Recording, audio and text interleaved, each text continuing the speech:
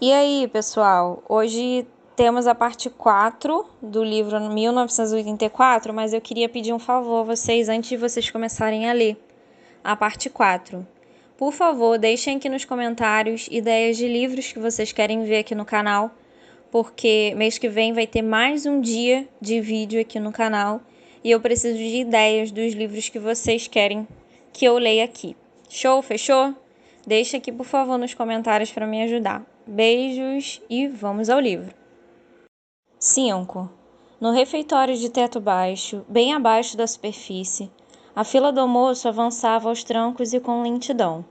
O salão já estava bastante cheio e mergulhado num barulho ensurdecedor. Do suporte de metal no balcão, subia o vapor do ensopado, com um cheiro metálico e acre que não chegava a cobrir os odores do gin Vitória. No canto da sala havia um pequeno bar, um simples buraco na parede, onde se podia comprar o gin a 10 centavos em copo largo. Era o homem que eu estava procurando, disse uma voz às costas de Winston. Ele se virou. Era seu amigo Saime, que trabalhava no departamento de pesquisa. Talvez amigo não fosse o termo correto. Não se dizia ter amigos naqueles dias, e sim camaradas.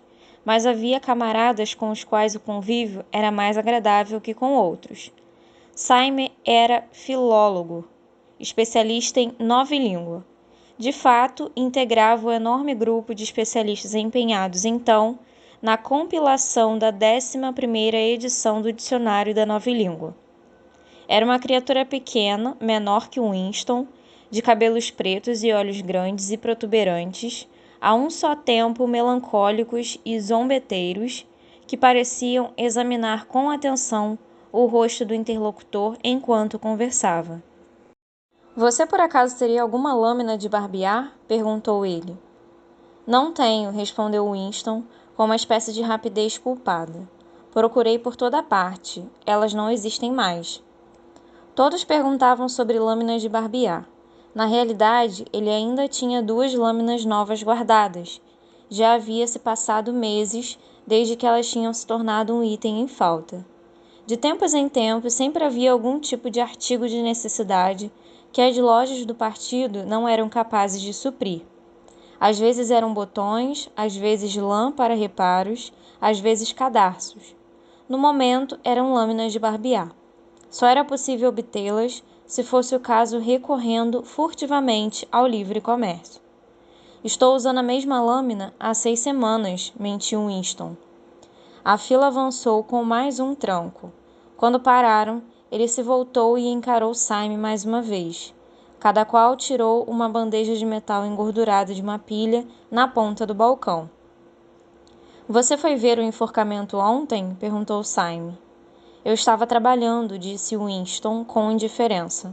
Vou ver no cinema, acho. É um substituto muito inadequado, disse Saime. Seus olhos zombeteiros percorreram o rosto de Winston. Sabe, pareciam dizer, eu vejo através de você. Você sabe muito bem por que não foi ver o enforcamento dos prisioneiros. De uma forma intelectual, Saime era venenosamente ortodoxo. Falava com desagradável e maliciosa satisfação dos ataques de helicóptero a vilas inimigas, dos julgamentos e confissões de crime-pensadores, das execuções nos porões do Ministério do Amor. Conversar com Saime era, sobretudo, uma questão de afastá-lo de tais assuntos e enredá-lo, se possível, nas tecnicalidades da nova língua, sobre as quais ele tinha grande conhecimento e interesse. Winston virou sua cabeça um pouco de lado para evitar o escrutínio dos grandes olhos castanhos. Foi um bom enforcamento, disse Saime em tom reflexivo. Desagrada-me quando eles amarram os pés juntos. Gosto de vê-los se debatendo. E acima de tudo, no fim, a língua se esticando para fora e ficando azul, um azul bastante brilhante. Esse é o detalhe que mais aprecio. Próximo, por favor, gritou o proleta de avental branco com a concha na mão. Winston e Saime levantaram as bandejas acima do suporte de metal. Para cada um foi distribuída rapidamente a ração do almoço, uma tigela de ensopado rosa acinzentado, um pedaço de pão, um cubo de queijo, uma caneca de café Vitória sem leite e um tablete de sacarina. Há uma mesa ali, debaixo da teletela, disse Saime. Pegamos um gin no caminho. O gin lhes foi servido em canecas de louça sem asa. Eles perfizeram um sinuoso caminho pelo salão lotado e descarregaram suas bandejas sobre a mesa de metal, em que alguém havia deixado uma poça de ensopado, um líquido asqueroso que tinha a aparência de vômito. Winston pegou sua caneca de gin, parou um instante para ganhar coragem e tomou de um só trago a substância de sabor oleoso. Depois de secar as piscadelas, as lágrimas que lhe brotaram nos olhos, descobriu de repente que estava com fome. Começou a sorver colheradas de ensopado, que em meio ao completo desleixo de seu aspecto, trazia cubos de uma substância rosada e esponjosa, aparentemente um preparo de carne. Nenhum dos dois voltou a falar até esvaziarem as tigelas. Na mesa à esquerda de Winston, um pouco às suas costas, ouvia-se a voz rápida e incessante de alguém, um tagarelar áspero que trazia à memória o grasnar de um pato e se destacava no burburinho indistinto do salão. Como anda o dicionário? Perguntou Winston, aumentando o volume da voz para se sobrepor ao barulho. Devagar, disse Saime. Estou nos adjetivos. É fascinante. A menção à nova língua o animara de pronto. Ele pôs a tigela de lado, pegou o pedaço de pão e o queijo, cada qual em uma de suas mãos delicadas, e se debruçou sobre a mesa para falar sem gritar. A 11ª edição é a edição definitiva, disse ele. Estamos dando formas finais à língua, as formas que terá quando não se falar mais outra coisa. Quando terminarmos isso, pessoas como você terão que reaprendê-la inteira. Imagino que você acha que nosso principal trabalho é inventar novas palavras. Que nada. Estamos destruindo palavras, às dezenas, às centenas, todos os dias. Estamos reduzindo a língua ao essencial. A 11ª edição não trará uma só palavra que se torne obsoleta antes de 2050. Ele mordeu o pão nervosamente e engoliu alguns bocados, e então prosseguiu, tomado de uma espécie de entusiasmo pernóstico. O rosto magro se avivou, os olhos perderam a expressão sardônica e reluziram num brilho quase sonhador. É lindo destruir palavras. Claro que a grande devastação incide em verbos e adjetivos, mas também existem centenas de substantivos absolutamente descartáveis. Não são apenas os sinônimos, existem também os antônimos. Afinal, como se justifica a existência de uma palavra que é apenas o oposto de outra? Uma palavra traz em si mesma seu oposto. A palavra bom, por exemplo. Se você tem a palavra bom, qual é o sentido da palavra ruim? Desbom.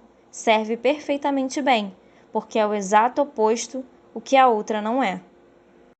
Ou ainda, se você quer dar mais ênfase à ideia de bom, por que ter todo um conjunto de palavras vagas e inúteis como excelente e esplêndido e todo o resto delas? Plus bom dá conta do sentido, ou dupli plus bom, se você quer dar ainda mais ênfase.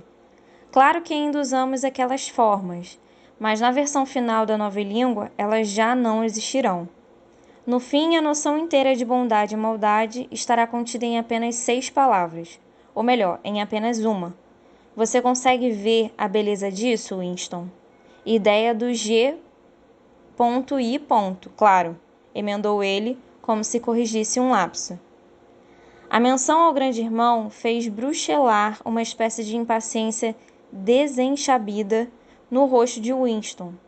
Saime, porém, detectou num átimo certa falta de entusiasmo. Você não reconhece o verdadeiro valor da nova língua, Winston, disse ele, com certa tristeza. Mesmo quando escreve, você ainda pensa em velha língua. Li alguns dos artigos que você publica de vez em quando no Times. São bons, mas se trata de traduções. Em seu coração, você prefere se agarrar à velha língua, a toda sua vaguidade, suas nuances inúteis de sentido. Você não capta a beleza da destruição das palavras. Sabia que a nova língua é a única língua no mundo cujo vocabulário fica menor todo ano? Winston não sabia, claro. Lançou-lhe um sorriso de aprovação, assim o esperava, mas sem confiança em si para falar. Simon arrancou com os dentes outro naco do pão escuro, mastigou-o brevemente e prosseguiu. Você não vê que todo o propósito da nova língua é restringir a amplitude de pensamento? No fim, teremos transformado o crime pensar numa impossibilidade. Não haverá como lhe dar expressão. Qualquer conceito necessário será expresso precisamente por uma só palavra, de sentido rigidamente definido, e todos os seus sentidos subsidiários serão apagados e esquecidos. Na 11ª edição, não estaremos longe desse ponto, mas o processo vai se estender ainda para muito além da nossa morte. A cada ano haverá menos e menos palavras, e a amplitude da consciência será cada vez menor. Mesmo hoje, é claro, não há razão ou desculpa para o crime pensar. É apenas uma questão de autodisciplina, de controle da realidade. Mas, por fim, não haverá qualquer necessidade mesmo para isso. A revolução será completa quando a língua for perfeita. A nova língua é o Socin e o Socin é a nova língua, acrescentou ele com uma espécie de satisfação mística. Já ocorreu a você, Winston, que no mais tardar por volta de 2050 não haverá ser humano capaz de compreender uma conversa como a que estamos tendo agora? Exceto... hesitou Winston e então parou. Tinha na ponta da língua exceto os proletas, mas interrompeu a si mesmo, desconfiado de que o comentário talvez fosse de alguma forma inortodoxo. Simon, porém, adivinhara o que ele estivera prestes a dizer. Os proletas não são seres humanos, disse ele de maneira despreocupada. Por volta de 2050, talvez antes, todo o real conhecimento da velha língua terá desaparecido.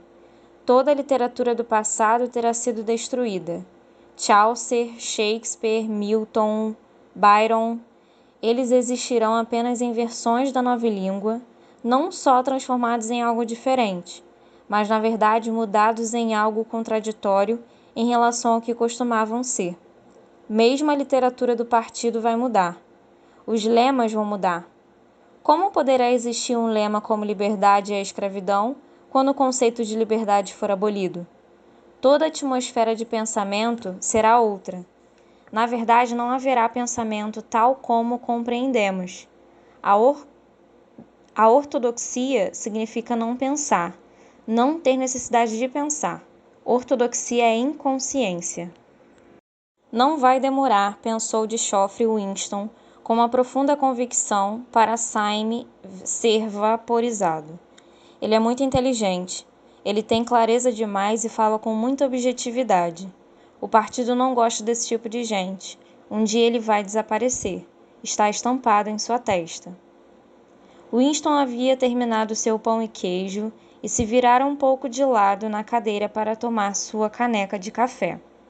Na mesa à sua esquerda, o homem de voz estridente ainda tagarelava sem piedade. Uma jovem que talvez fosse sua secretária, sentada de costas para Winston, escutava-o e parecia concordar sinceramente com tudo que ele dizia.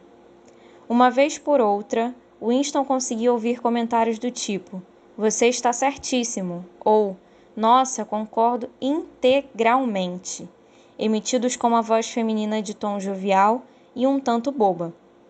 Mas a outra voz nunca parava, nem por um instante, mesmo quando a moça pontuava.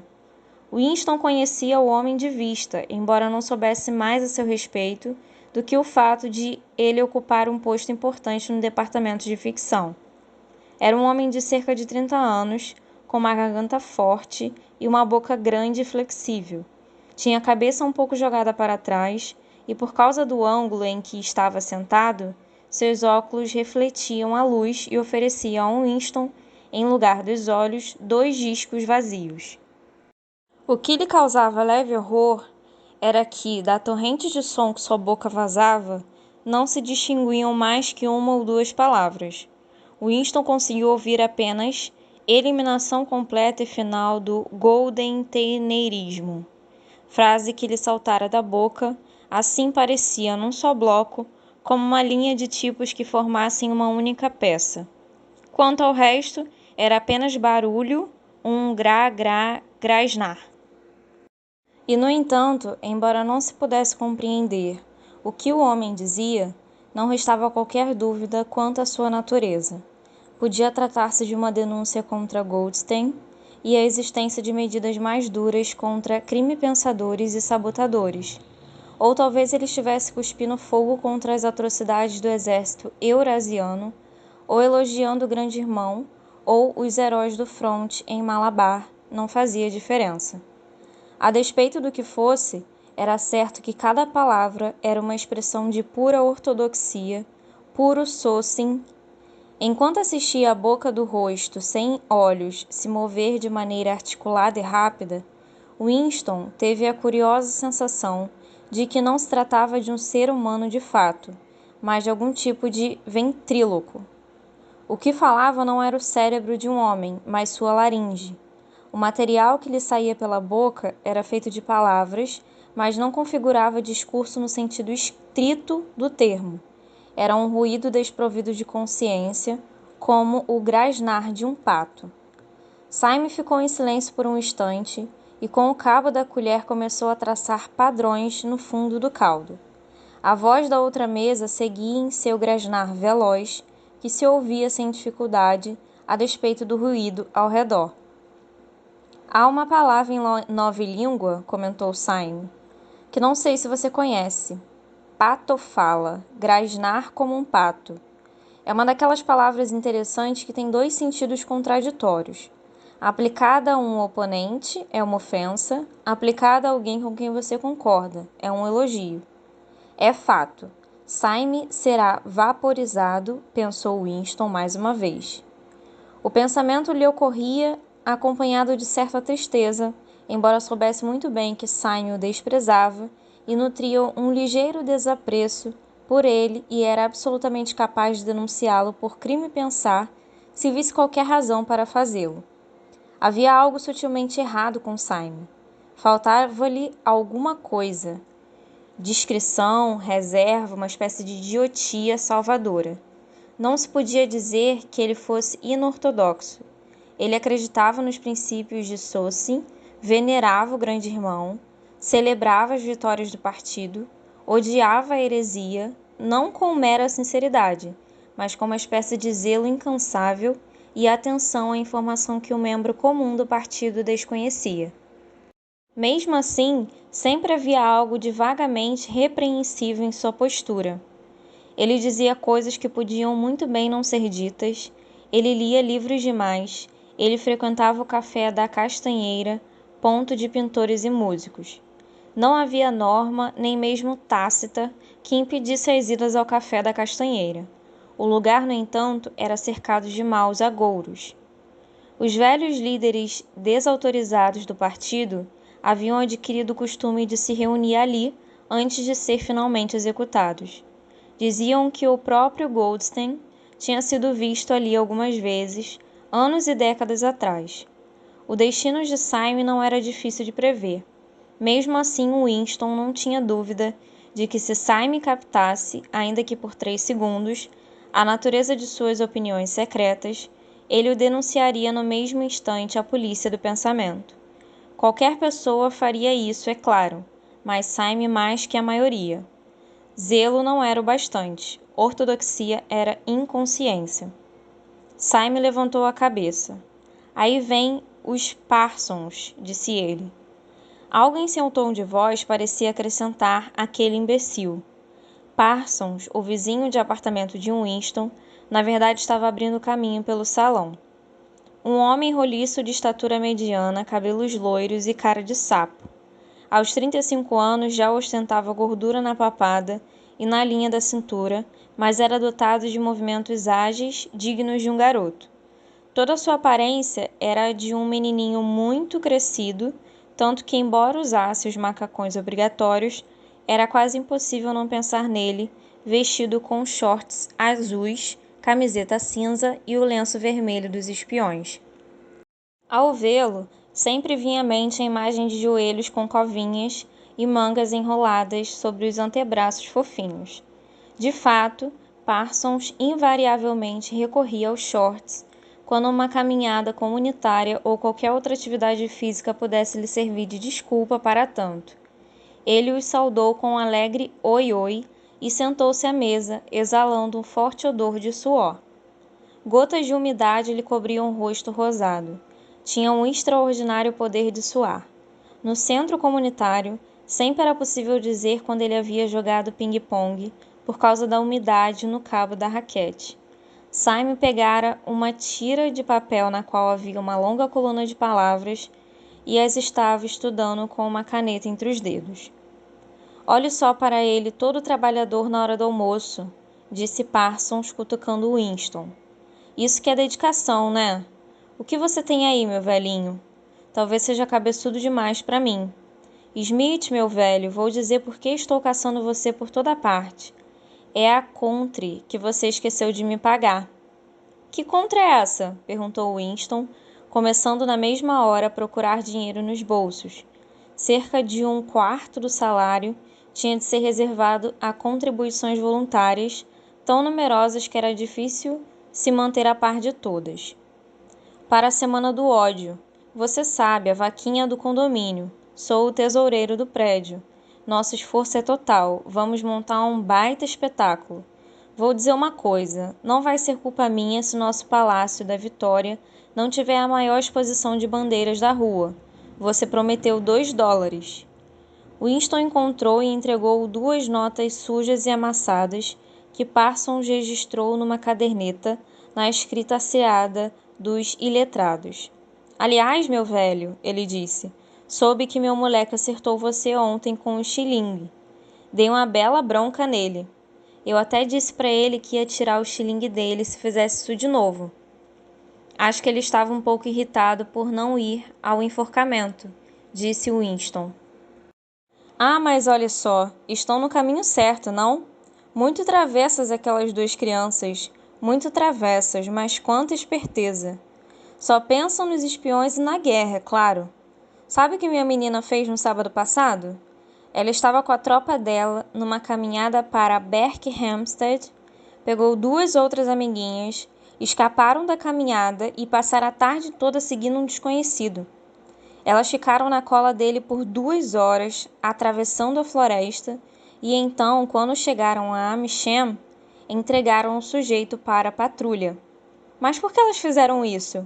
Perguntou Winston com um certo desconforto. Parsons respondeu triunfante.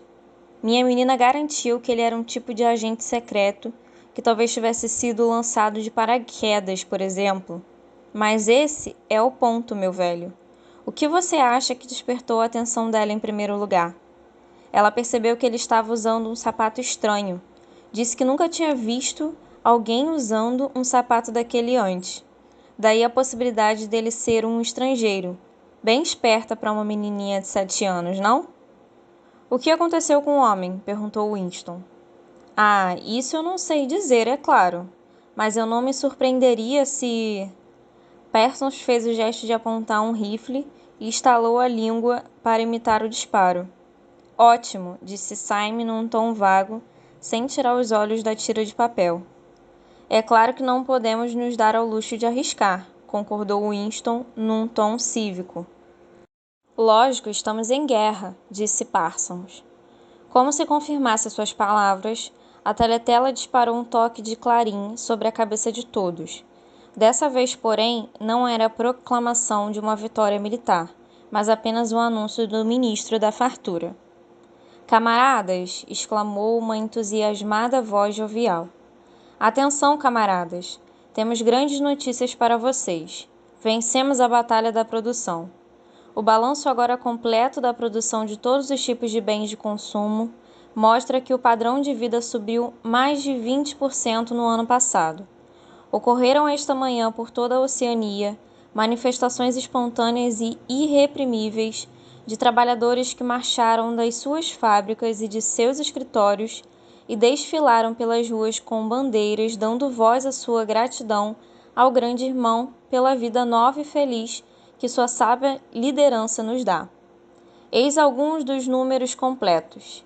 Gêneros alimentícios. A expressão vida nova e feliz aparecia inúmeras vezes. Havia sido recentemente eleita pelo ministro da Fartura como uma de suas favoritas. Parsons, com sua atenção mobilizada pelo toque do clarim, calou-se e ficou escutando o pronunciamento com uma parvoíce solene, uma moralidade adestrada. Ele não tinha agilidade mental para acompanhar os números, mas estava ciente de que eles eram de algum modo uma razão para ficar contente. Com dificuldade, ele tirou do bolso um cachimbo grande e sujo que já estava parcialmente cheio de tabaco queimado. Com a porção de tabaco a 100 gramas por semana, era muito difícil conseguir encher um fornilho de cachimbo. Winston estava fumando um Vitória, tomando todo o cuidado para mantê-lo na horizontal.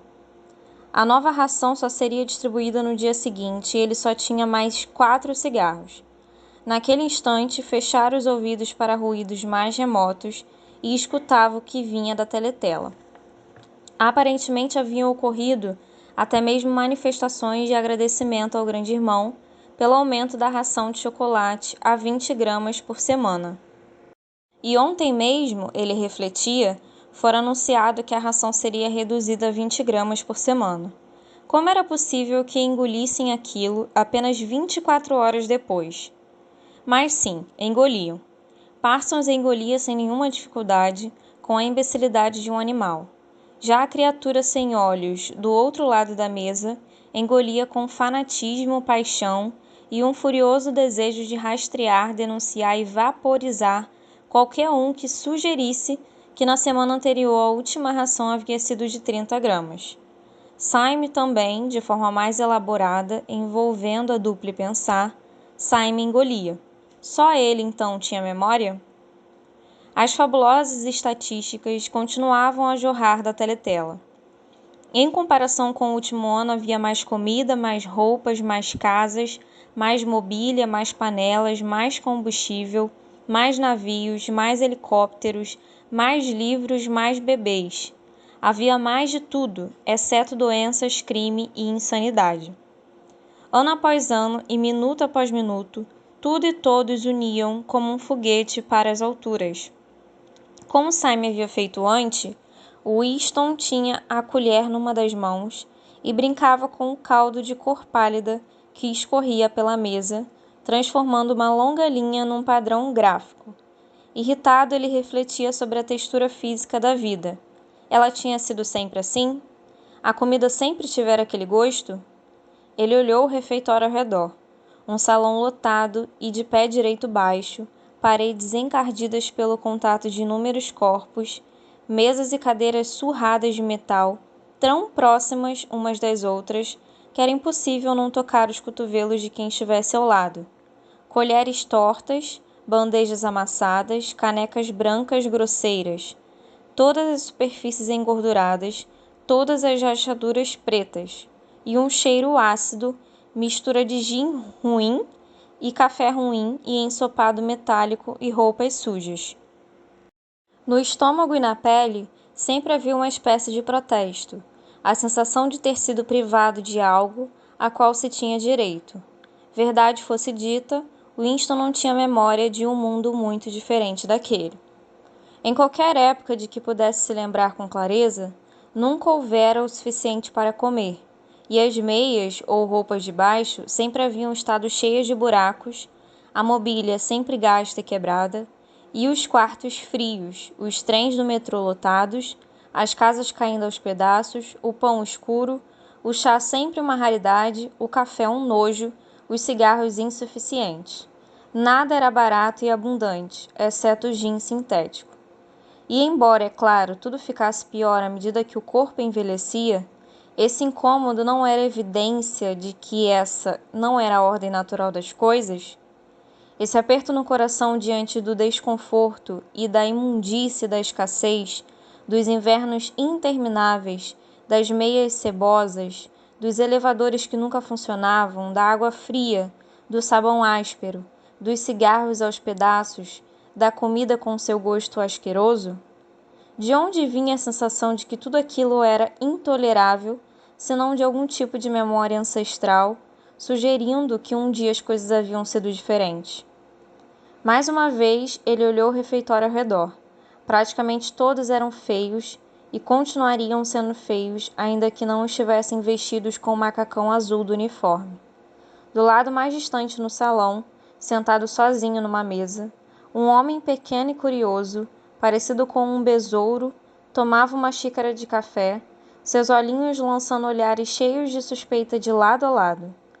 Com que facilidade, pensou Winston, se acreditava que o tipo físico estabelecido pelo partido como ideal, rapazes altos e fortes, moça de seios fartos, loiras, vivazes e leves, existia e era até mesmo predominante, desde que você não olhasse ao redor. Na verdade, tanto quanto Winston era capaz de observar, quase todas as pessoas no aeródromo eram baixas, morenas e feias. Era curioso como aquele tipo tão parecido com um besouro proliferava nos ministérios. Homens baixos e atarracados, que engordavam muito cedo na vida, de pernas curtas, movimentos rápidos e assustadiços, e rostos gordos e inescrutáveis com olhos muito pequenos. Era o tipo que parecia, sim, vicejar sob o domínio do partido. O anúncio do Ministério da Fartura terminou com outro toque triunfal do clarim e deu lugar a uma música metálica. Parsons, com um vago entusiasmo motivado pelo bombardeio de números, tirou o cachimbo da boca. O Ministério da Fartura fez um bom trabalho este ano, sem dúvida, disse ele, sacudindo a cabeça com ar entendedor. Aliás, Smith, meu velho, será que você não tem nenhuma lâmina de barbear para me dar? Nenhuma, disse Winston. Eu mesmo tenho usado a mesma lâmina há 6 semanas. Ah, tudo bem. Só achei que podia pedir, meu velho. Sinto muito, disse Winston. A voz grasnada da mesa ao lado, temporariamente silenciada durante o anúncio do ministro, havia voltado à atividade mais alta que nunca. Por alguma razão, Winston de repente se viu pensando na senhora Parsons, com seu cabelo ralo e a poeira nos vincos do rosto. Quando muito em 2 anos, aquelas crianças a denunciariam à polícia do pensamento. A senhora Parsons seria vaporizada. Syme seria vaporizado. Winston seria vaporizado. O'Brien seria vaporizado. Parsons, por outro lado, jamais seria vaporizada. A criatura sem olhos e com voz de pato jamais seria vaporizada. Os homenzinhos que se apressavam tão ágeis pelos corredores labirínticos dos ministérios também jamais seriam vaporizados. E a garota de cabelo escuro, a garota do departamento de ficção, ela também jamais seria vaporizada. Parecia que ele sabia, como que por instinto, quem sobreviveria e quem pereceria, embora não fosse fácil dizer o que exatamente garantia a sobrevivência. Nesse momento, um tranco violento o arrancou de seu devaneio. A garota na mesa ao lado se virara parcialmente e olhava em sua direção. Era a moça do cabelo escuro. Ela o observava de esguelha, porém com uma curiosa intensidade. No instante em que atraiu a atenção de Winston, ela tornou a olhar em outra direção. Winston sentiu de repente o suor lhe brotar pela espinha. Foi atravessado por uma horrível pontada de terror, que o abandonou quase no mesmo instante, mas lhe deixou um persistente desconforto. Qual era a razão de vigiá-lo? Qual a razão de segui-lo por toda parte? Infelizmente, ele não sabia dizer se ela já estava na mesa quando ele chegou ou se havia se acomodado ali depois. Mas, de qualquer maneira, no dia anterior, durante os 2 minutos de ódio, ela se sentara bem atrás dele quando não havia necessidade aparente de fazê-lo.